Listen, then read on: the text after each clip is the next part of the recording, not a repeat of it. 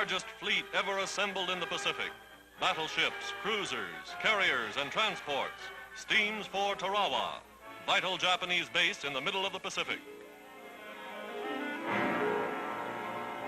Tarawa, in the British Gilbert Islands, is one of the most heavily fortified of Jap air bases. Its recapture is important to the United Nations offensive. The invasion force moves into waters controlled by the Japanese fleet since 1941. In solemn reverence, men of the attacking force bow their heads in prayer. Ask God for guidance and aid as they approach the hostile shore.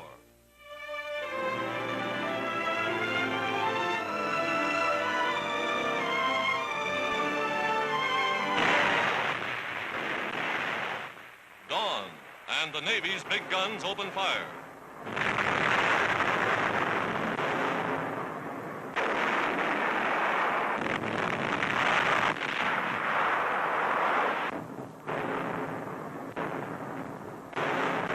The Marines attack.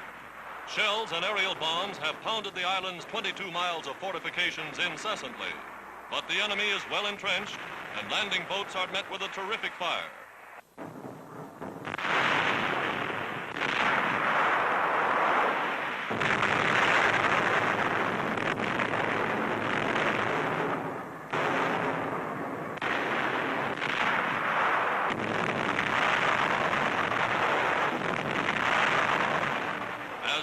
Waves establish a beachhead, naval guns continue to shell Japanese positions inshore.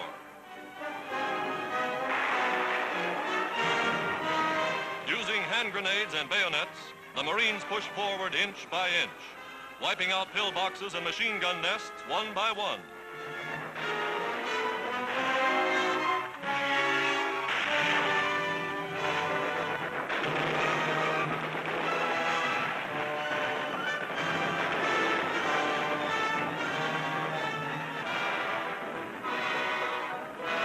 Reinforcements arrive.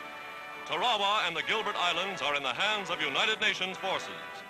The entire garrison, more than 4,000 Imperial Japanese Marines, annihilated in 76 hours. The most difficult, the most dangerous of all military operations achieved. Victory at Tarawa stands as a dramatic symbol of the growing offensive power of the United Nations in the Pacific.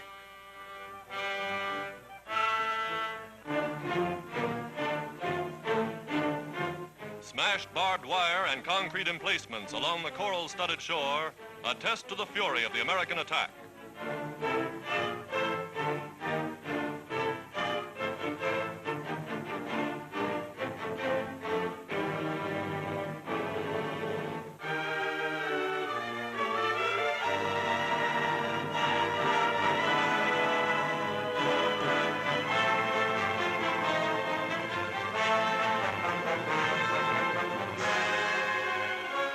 Coastal batteries, now twisted and shattered.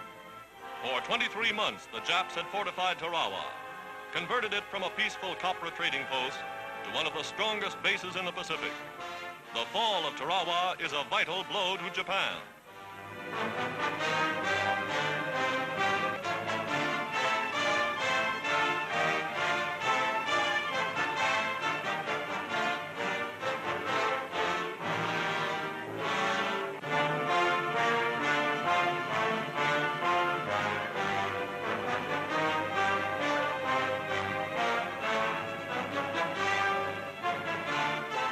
On the island were many Koreans, workers forced to labor in slavery by their Japanese masters.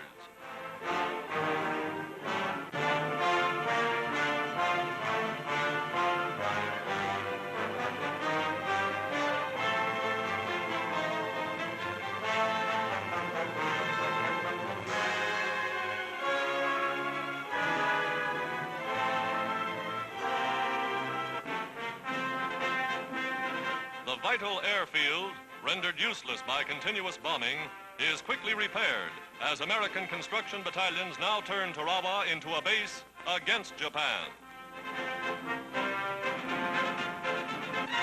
Firmly entrenched, United States Marines stand guard over the bloodiest battleground of the war in the Pacific.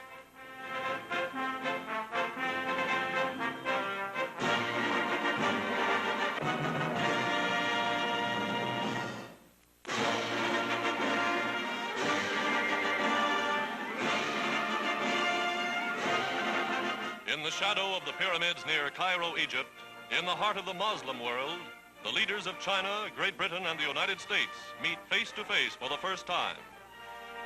President Roosevelt, Prime Minister Churchill, and Generalissimo Chiang Kai-shek united in the war against the Empire of Japan. Madam Chiang Kai-shek is here as advisor and interpreter to her husband.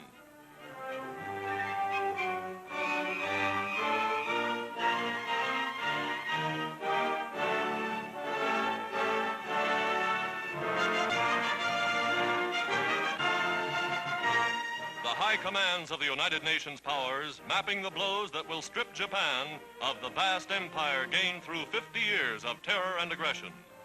Three great allies pledged to a common cause, the unconditional surrender of Japan. To Teheran, capital of Iran, the conferences moved.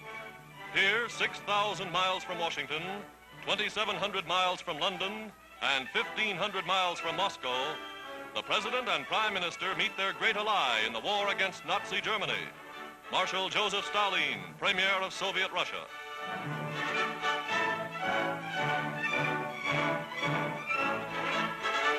The dramatic conference for which the world has watched and waited.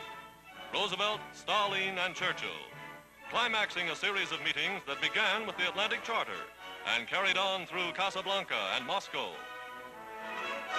Diplomatic representatives of the three nations are present: Molotov, Eden, Harriman.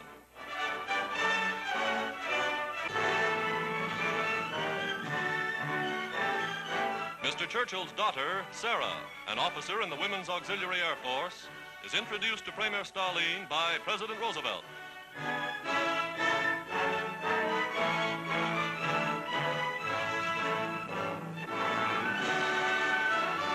A dramatic ceremony highlights the meeting. The presentation of the Sword of Stalingrad, gift of Britain's king to the people of that heroic city. Marshal Stalin accepts the tribute on behalf of the Russian people.